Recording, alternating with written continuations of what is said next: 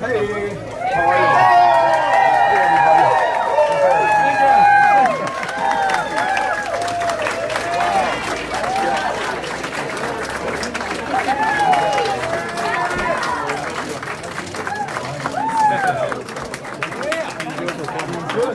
Yeah, we miss it. All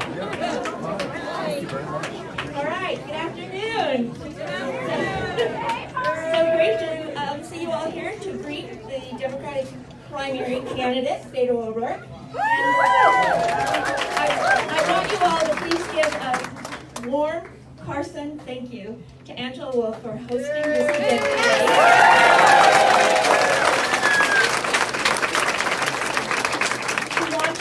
It's so nice to have a grassroots campaign here in a locally sourced farm-to-table restaurant in Carson City. Yes. So, I'm glad you're all here now.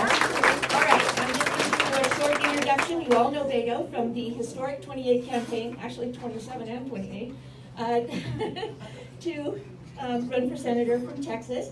He ultimately received more votes than any other Democrat in Texas history by exciting thousands of young voters to vote for the first time.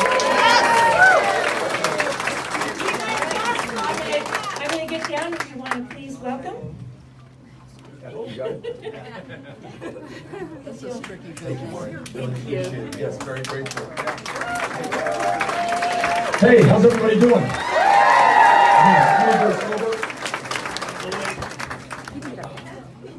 I'm not going anywhere. I'm still here. We're just moving this case up. Marty, thank you for the invitation, helping to organize this. We are grateful for everything that you're doing right now and everything that you did to make sure that the representation in this state reflects the interests of the people.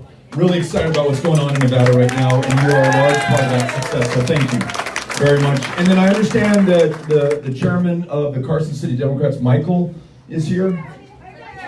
Okay, thank you. Thanks for being here, Michael. Thank you for what you are doing. Angela, thanks for having us here. And Brian, for welcoming us when we came.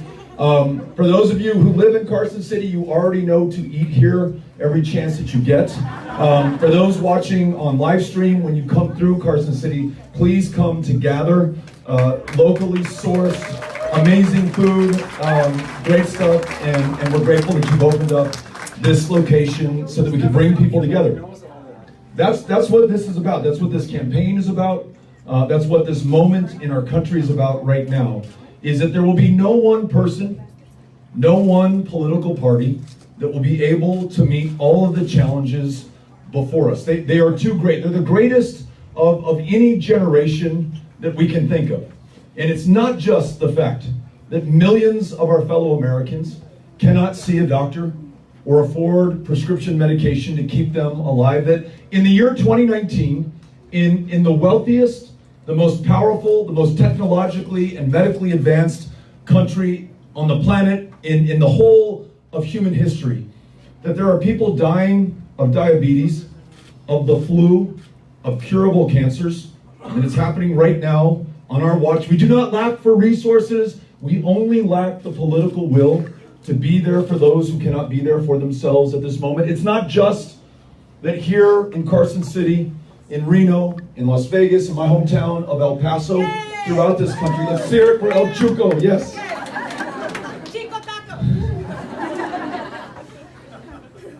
There are millions in this country who are working very often the toughest jobs, maybe making a minimum wage, far too often making nothing, held in modern day bondage, leverage of their immigration status used against them to prevent them from fully realizing their potential, coming out of the shadows, contributing to the full success of this country, of the greatness of the American people. Again, it's not for lack of examples or tradition or history. This country of immigrants and asylum seekers and refugees from the world over, our genius is that unlike most other nations on the face of the planet, we're not defined by race or ethnicity. We're defined by this ideal that we're all created equal, to equal opportunity to perform and reveal our genius and create something that has been almost unknown in the whole of human history. And right now we turn our back on that.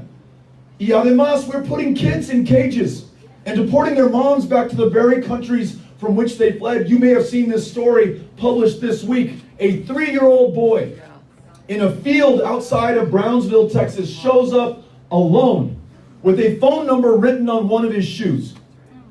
Now, nobody sends their 3-year-old kid on a 2,000-mile journey from Central America, the length of Mexico, perhaps atop a train, not inside of it, known as the Beast or La Bestia, unless that is the only thing they can do for that kid to keep him alive. Amy and I have thought about this every single day. What would we do if Ulysses and Molly and Henry's lives were at stake? We would do everything we could.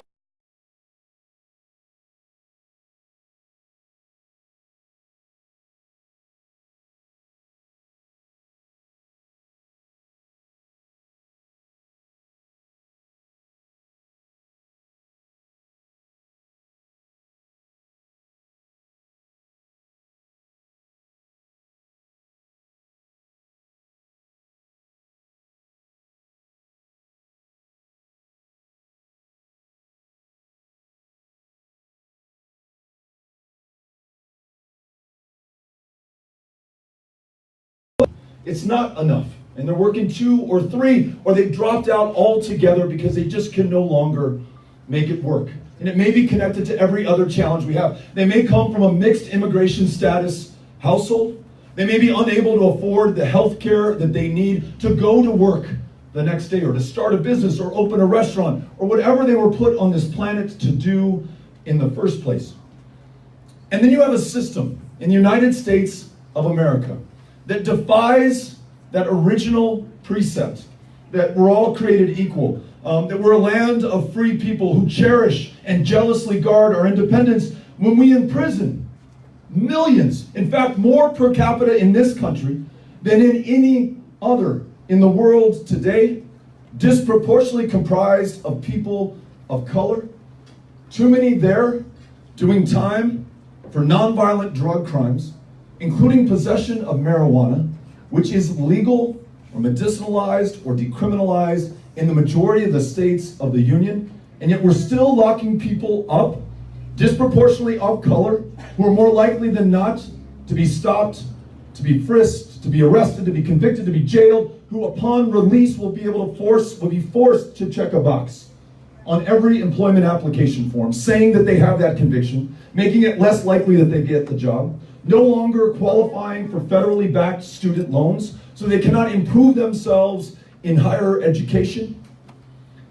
And then this, the mother of all challenges. We now know beyond the shadow of a doubt that our emissions, our excesses, our consumption, our inaction in the face of the facts and the science and the truth has already cooked this planet 1 degree Celsius over pre-industrial revolution levels just since 1980. And that we are on track to increase warming 3 or 4 degrees Celsius along this current trajectory. The devastation, the death, the destruction that we have already seen from wildfires at unprecedented levels, floods all over the world,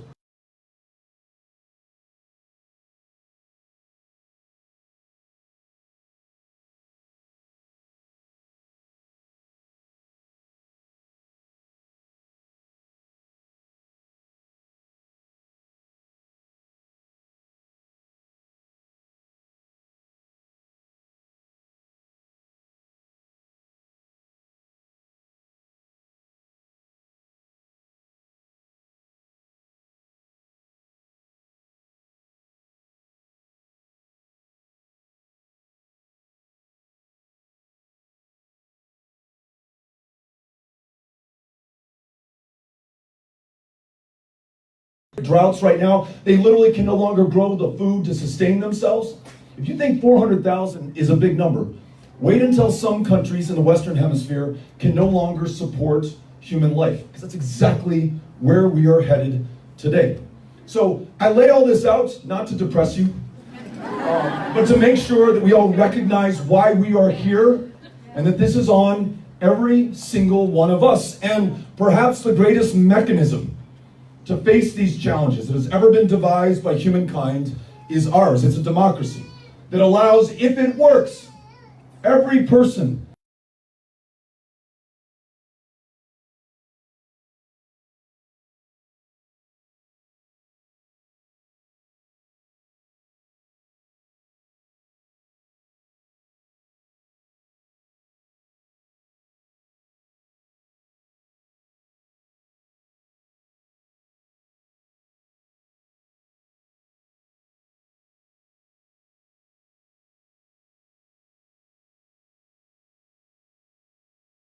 a maternal mortality crisis 3 times as deadly for women of color. If we want to make sure that universal care means primary care, mental health care, and that every woman makes her own decisions about her own body and has access to the care that allows her to do so, it's going to take all of us, not Democrats, not one person. It's going to take Americans seeing our mutual self-interest involved. Freeing dreamers from fear of deportation back to a country they may not know, whose language they may not speak, where they no longer have family, where if we do deport them at extraordinary public expense, and they're successful against those long odds, back in Vietnam, or Mexico, or Honduras, they'll be successful for those countries, in those places, not for this country, and not here in Carson City.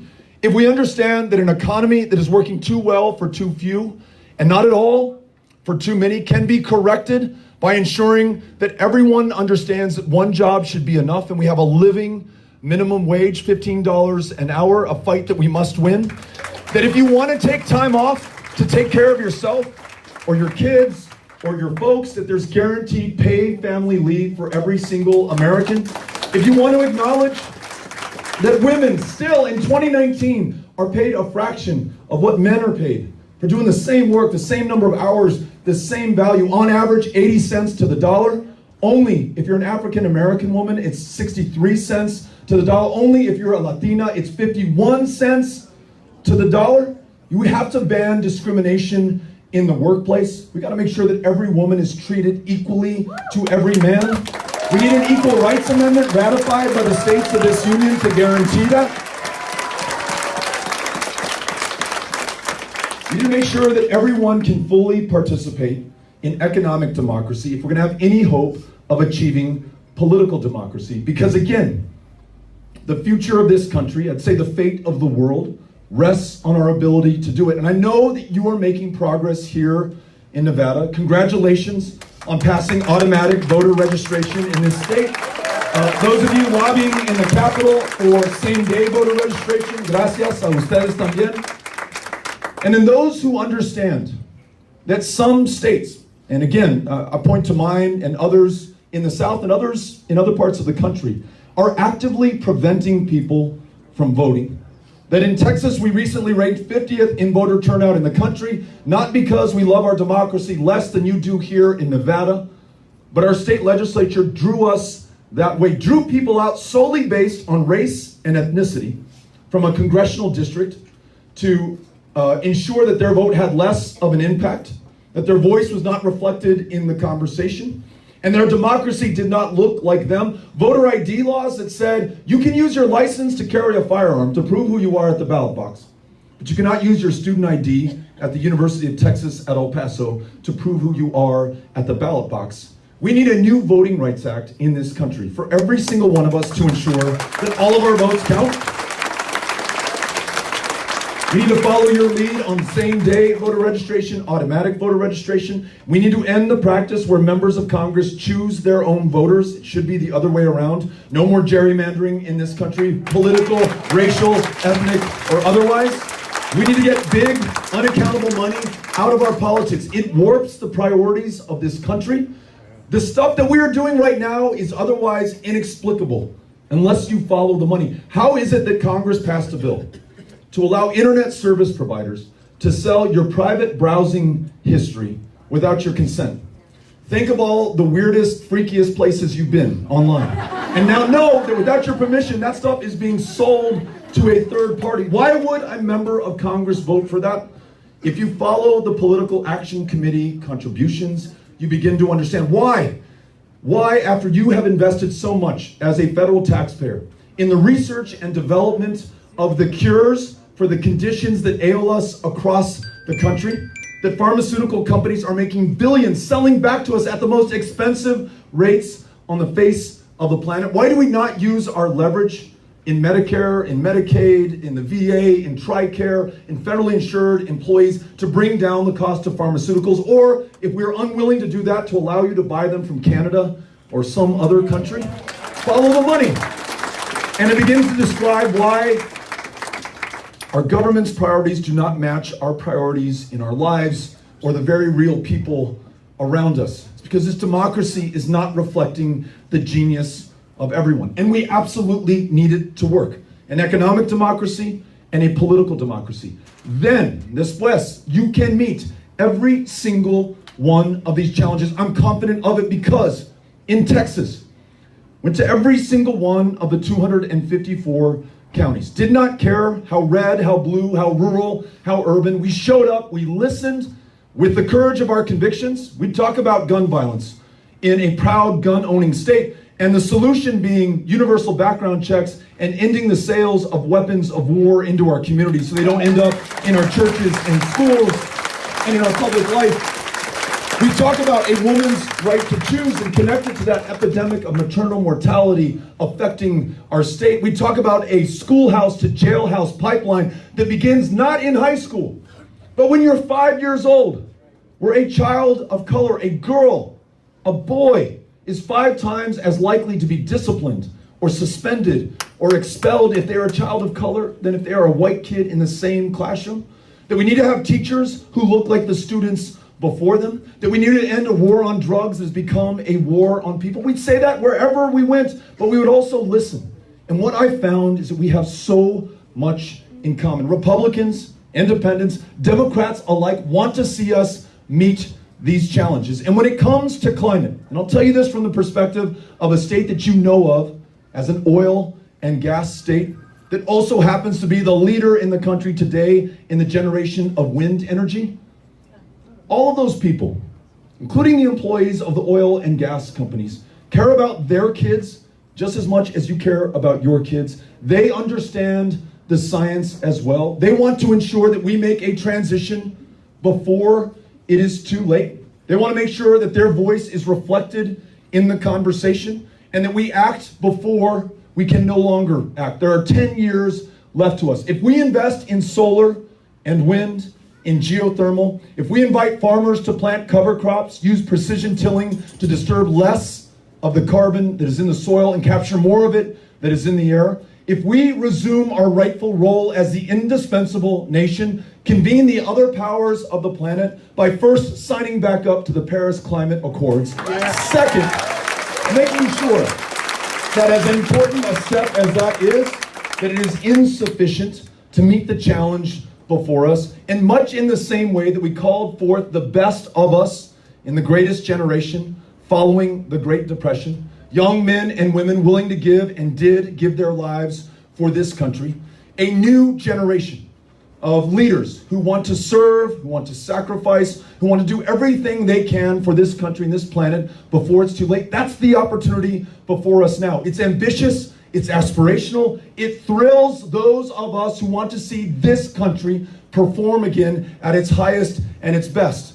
Not to be diminished or defined by our fear or our paranoia or our smallness or the partisanship or the meanness or the hatred or the outright racism that defines so much of our national leadership at this moment. We are a big people intended to do great things. And I want to make sure that in this campaign, for all of us, right, representing every single one of us, that we get back to the business of America, the big, beautiful business of America, doing what no other country can for us or for the rest of the world. For that reason, I'm here to be with you today in Carson City, to listen to you, to incorporate what I learned, and to ensure that if we have the chance, and I'm able to serve you, that I bring every single person in this country into our administration to deliver for the United States of America. Thank you for having us out.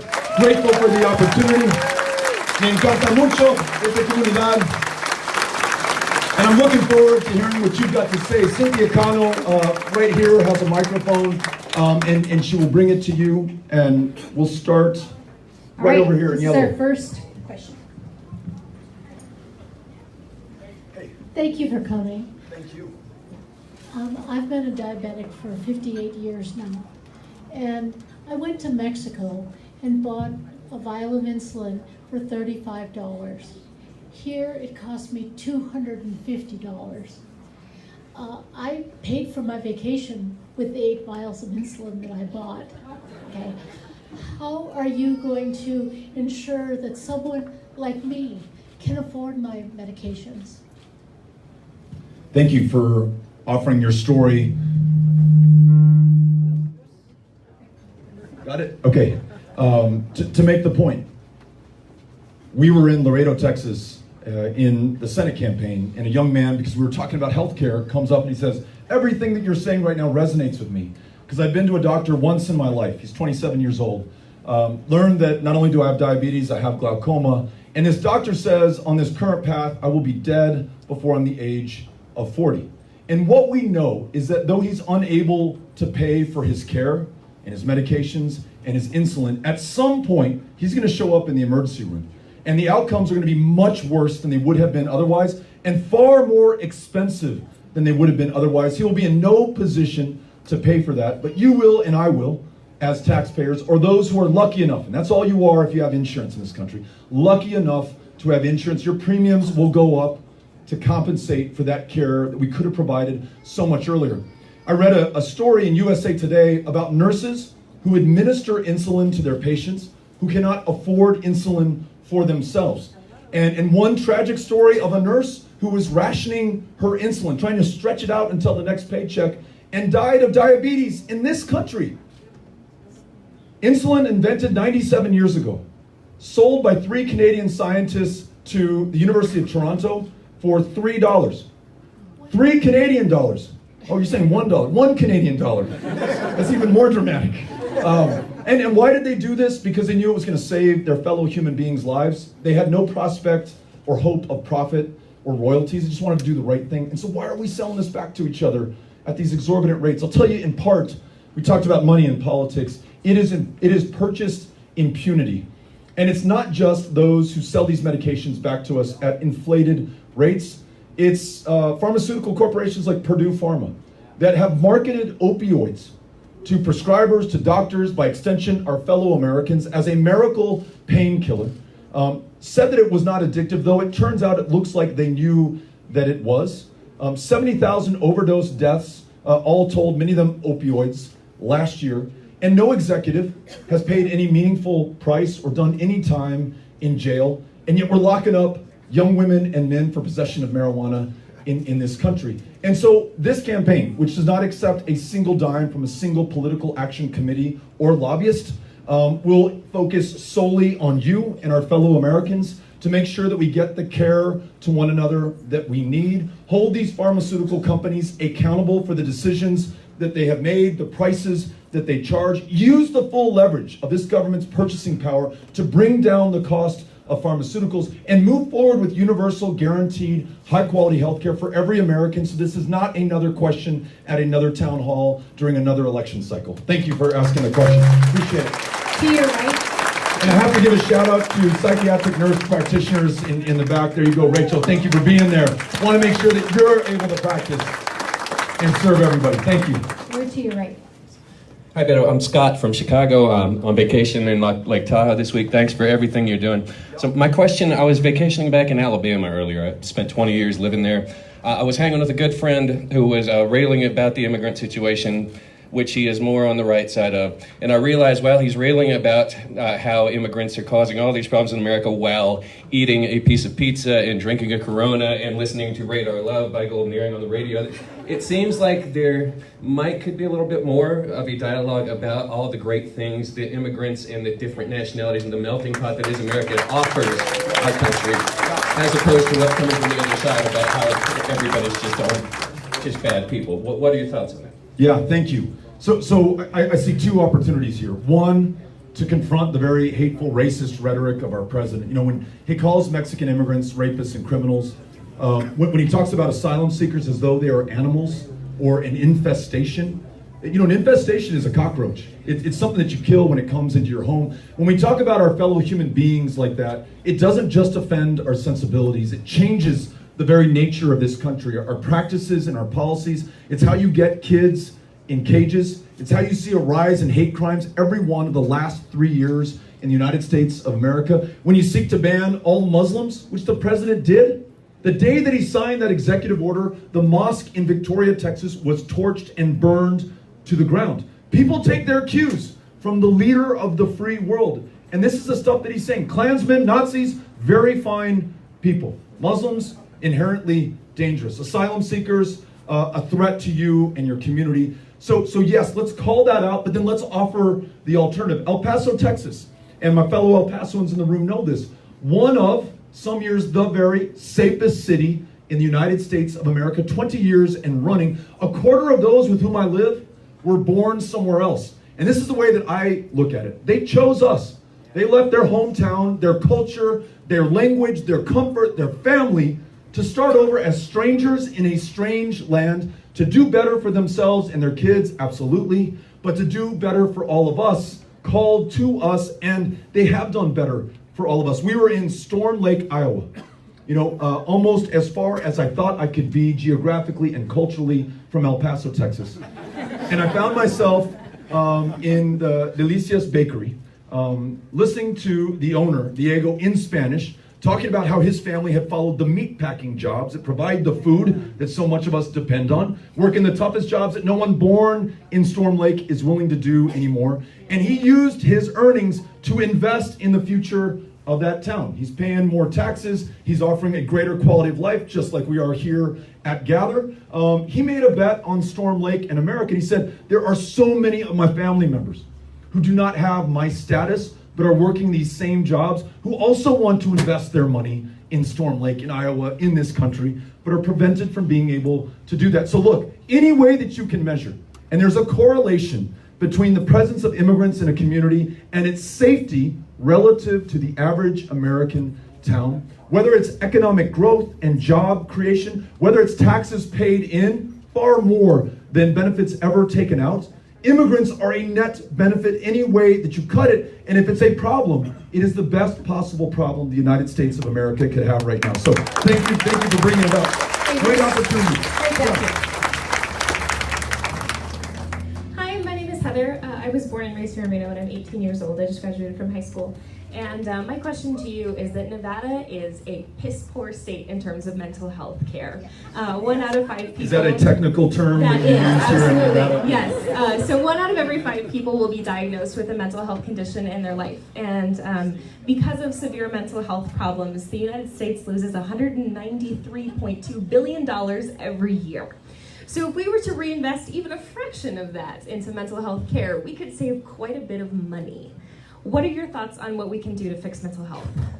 Thanks for the question. And unfortunately, that term could be applied across so much of the United States today. I remember being in San Antonio and listening to some great organizers in the NAMI chapter in San Antonio, and they were, go NAMI. They were telling me about one young man with schizophrenia, without insurance or care, who takes himself to the emergency room 40 times on average a month, and his monthly bill that he racks up that he will never pay a penny of is $38,000. And now that's borne by the local property taxpayer. It's borne by those lucky enough to have insurance for a very small fraction of that $38,000 a month.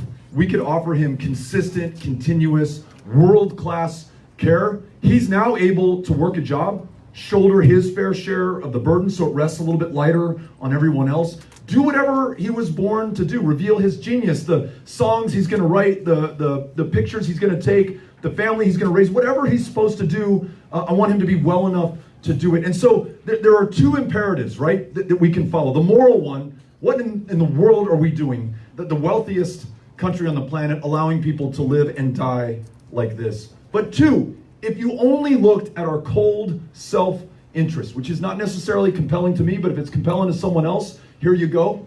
We would spend far less taking care of people than allowing them to languish or die the way that they are doing right now. So this is one where I'm confident we can build the common ground. When we lay out the cost, just that one example in San Antonio, or the ones you could give me here in Carson City, it becomes obvious to us that it's a much smaller, more effective, efficient investment to ensure guaranteed high-quality care for every American, and that's got to include mental health care as well. Thank you for raising the issue. Really appreciate it.